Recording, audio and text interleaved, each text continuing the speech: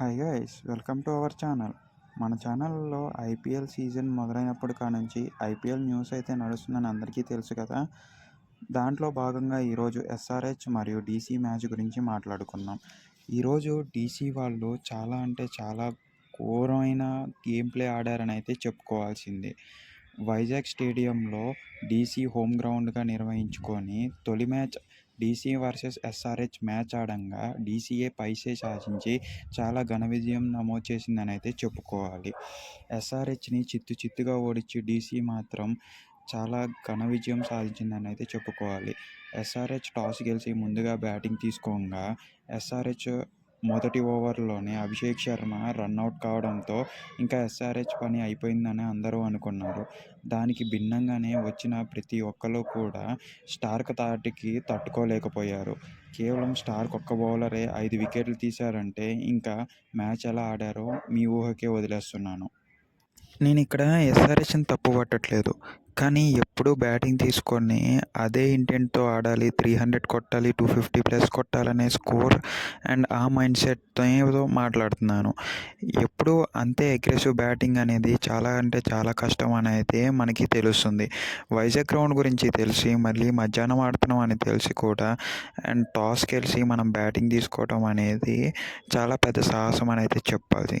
And ఆ తర్వాత వికెట్లు పడుతూ ఉన్నా కూడా ఏ బ్యాట్స్మెన్ కూడా ఆలోచించి ఆడలేదు.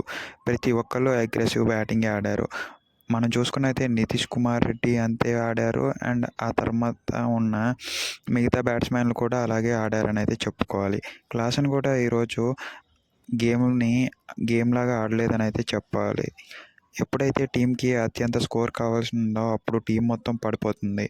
ఈరోజు అసలు అంకిత్ వర్మ చేసిన 74 స్కోర్ లేకపోతే అసలు ఈరోజు ఎస్ఆర్హెచ్కి స్కోరే లేదని అయితే చెప్పుకోవాలి.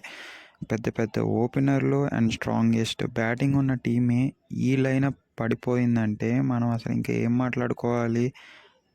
పెద్ద పెద్ద వాళ్ళందరూ పడిపోయి ఓన్లీ అంకిత్ వర్మ మీద ప్రెషర్ ఉన్నా కూడా అలా ఆడారు. కానీ స్టార్క్ మరియు కుల్దీప్ యాదవ్ వేసిన బౌలింగ్స్కి టీం అసలు అయితే ఎక్కడా కూడా తట్టుకోలేకపోయినది అయితే చెప్పాలి. ఎస్ఆర్హెచ్ ఏదైతే టీంని ప్రతి ఒక్కరు పొగిడారో ఇప్పుడు అదే నోరులో ఎస్ఆర్హెచ్ని విమర్శిస్తుంటే తీసుకోలేని పరిస్థితిలో ఉన్నాము.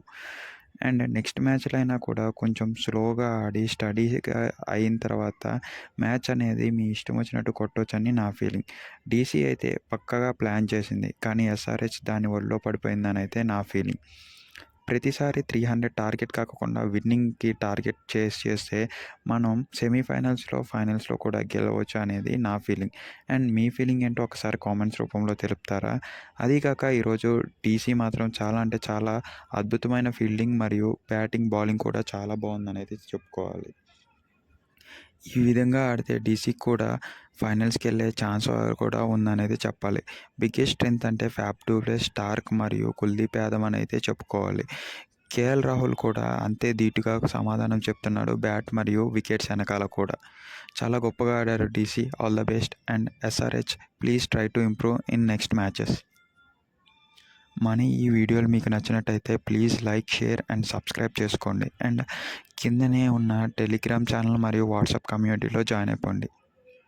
టెలిగ్రామ్ ఛానల్లో ఏమో మనకి అమెజాన్, ఫ్లిప్కార్ట్ నుంచి వచ్చే డీల్స్ మరియు ఆఫర్స్ అనేవి వస్తూ ఉంటాయి.